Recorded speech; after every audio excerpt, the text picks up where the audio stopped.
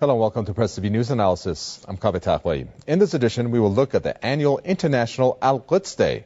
We'll cover the meaning of this special day, a day which the late founder of the Islamic Republic, Imam Khomeini, declared as the last Friday of the holy month of Ramadan, and why this Quds Day holds special meaning due to the Arab Spring, and why Israel's suppression of Palestinians may be reaching its end due to less influence of Western powers and a weakening of Israel from within. Marked on the calendars of millions of people. One of the first Al-Quds Day rally held this year was in Britain in support of the Palestinian people. No human rights groups, and we didn't have the Inquisition, and we didn't have the Crusades, and we didn't have the Hitler that came from Christian society, and yet people don't say that the Christians are that we cannot live together. Why are they doing this, vilifying the Muslim people? It's because a simple base goal of the Zionists, a ploy in order to be able to intimidate, in order to squelch any opposition to their flawed political movement, their rebellion against God, by having the so-called civilized world throughout the world believe. Of course, I don't have to get into what they're doing to the Palestinian people, what they're doing to the people in Gaza, which is in the news every day. Unfortunately, not enough in the news. But the people are in a critical state in Gaza. They are dying. They are dying because they cannot get to hospitals. They are dying because they don't have proper medication. They don't have food. They don't have water. They have soiled water. They have water that is contaminated, all because Zionism is conveying a message and portraying itself to the world as some godly force that is simply being threatened by inhumane people, the Palestinians. We have a secret to reveal to the world. Jews have been living with Palestinian people and with Muslim people throughout the world for hundreds of years with any human rights groups to protect us. We have no problem with these people. We are subservience to one God, and we are thankful, and we've been taught to be thankful in our schools for the hospitality and safe haven and friendship that the Muslim people and the Arab people throughout the world has constantly given to the Jewish people throughout the ages. They believe that the Muslims are people that you cannot live side by side with, and therefore whatever they do to the people in Gaza and in the West Bank of Lebanon is justified. We are here to announce to the world they are simple thieves and they are rogues. They are evil in their actions. They are doing things that is against God. What's called inhumane is by us called against God.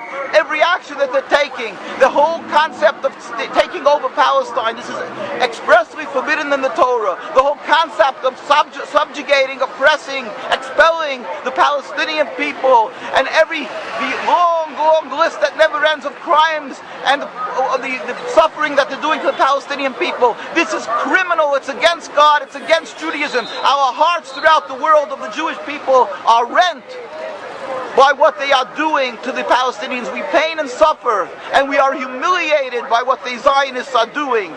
And we understand that they have an endless well of money in order to propagandize and to brainwash people to be fearful of the Muslims and be fearful of the Arabs, and to create a panic that even Orthodox people, some of them and many unfortunately, believe that you cannot return land to the Arabs because they're going to kill every Jew. This is pure Zionist propaganda. As I've said, history attests to the contrary.